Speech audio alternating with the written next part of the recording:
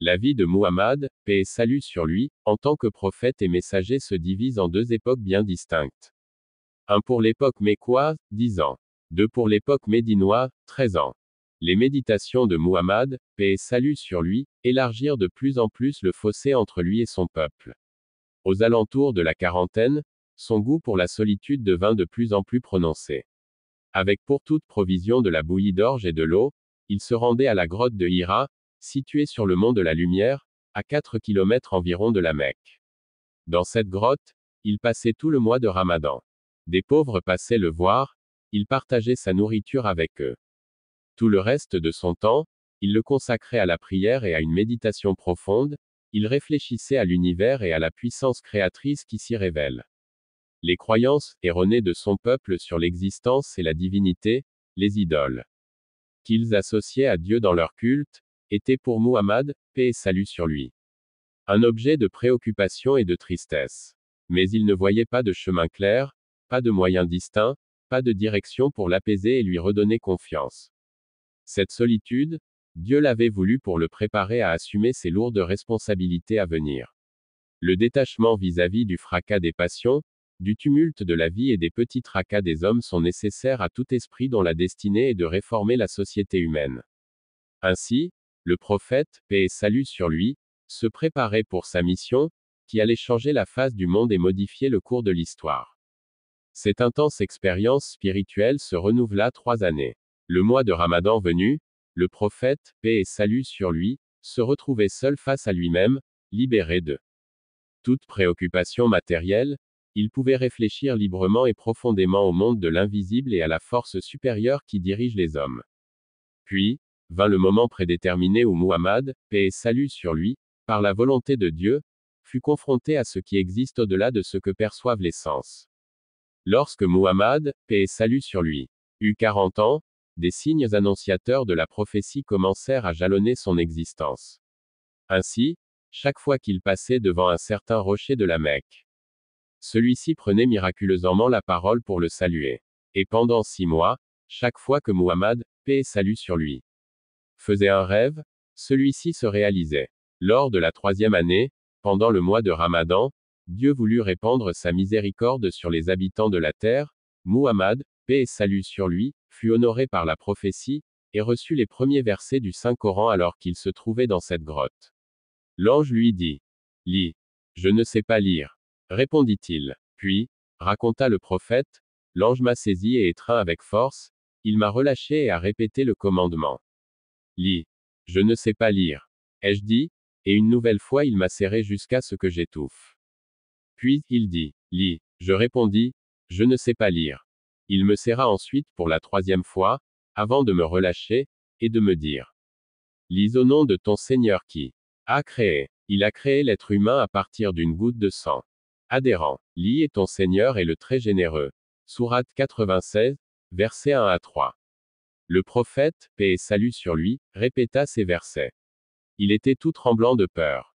Il revint ensuite auprès de son épouse Khadija et lui dit: Couvre-moi, couvre-moi. Elle l'enveloppa jusqu'à ce que sa frayeur se dissipe.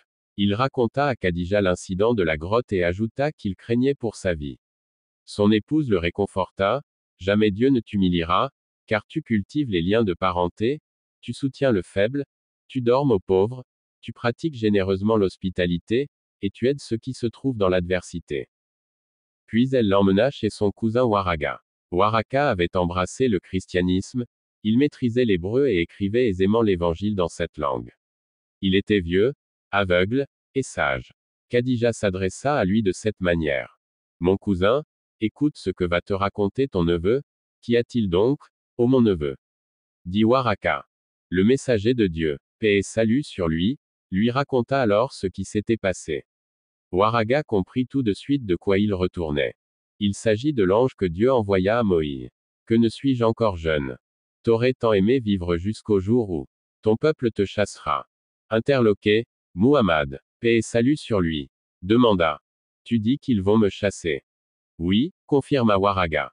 Il n'est personne, continua-t-il, qui soit venu avec un message semblable à ce que tu apportes sans rencontrer l'hostilité, et si je vis jusqu'à ce jour-là, je t'aiderai de toutes mes forces. La révélation fut interrompue pendant quelques jours pour dissiper la peur du messager de Dieu, paix et salut sur lui, et lui redonner goût à la vie. Lorsque Muhammad, paix et salut sur lui, fut convaincu qu'il avait reçu la visite de l'émissaire de Dieu, et qu'il était bien, désormais, le prophète de Dieu, l'infinime grand, l'exalté, il désira ardemment la réapparition de l'ange Gabriel.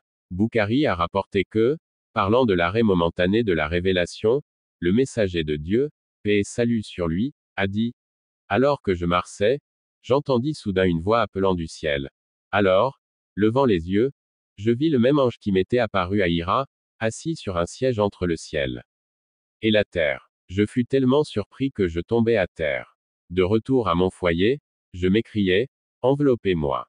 Enveloppez-moi. Et on m'enveloppa. Alors Dieu le Très-Haut fit descendre les versets. Ô toi qui te blottis sous tes couvertures. Debout et averti. Proclame la grandeur de ton Seigneur. Et mettre au-dessus de toutes choses. Tes vêtements, purifie-les. Les idoles, fuis-les. Sourate 74, versets 1 à 5. Ensuite la révélation se poursuivit sans interruption.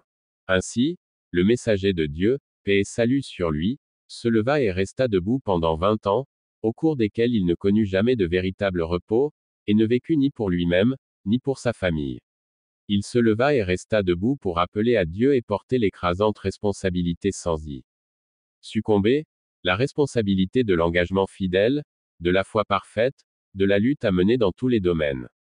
À partir du moment où il entendit l'appel haut et sublime et reçut le fardeau redoutable, le prophète, paix et salut sur lui, passa plus de 20 ans dans cette rude bataille sans jamais connaître une trêve.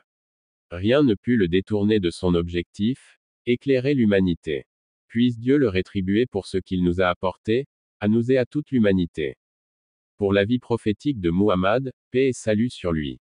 On distingue cette forme de révélation. Pour la première, il s'agit du songe prémonitoire, qui annonce le début de la révélation. Pour la deuxième, lorsque l'ange Gabriel insufflait dans l'esprit et le cœur du prophète, paix et salut sur lui, ce qu'il devait lui insuffler, tout en restant invisible. Le messager de Dieu, paix et salut sur lui, a dit: l'ange m'a révélé, nulle âme ne goûtera la mort avant d'avoir consommé toute la part qui lui revient en cette vie. Craignez donc Dieu et recherchez votre subsistance d'une manière convenable et licite. Que le retard de celle-ci ne vous pousse pas à désobéir à Dieu.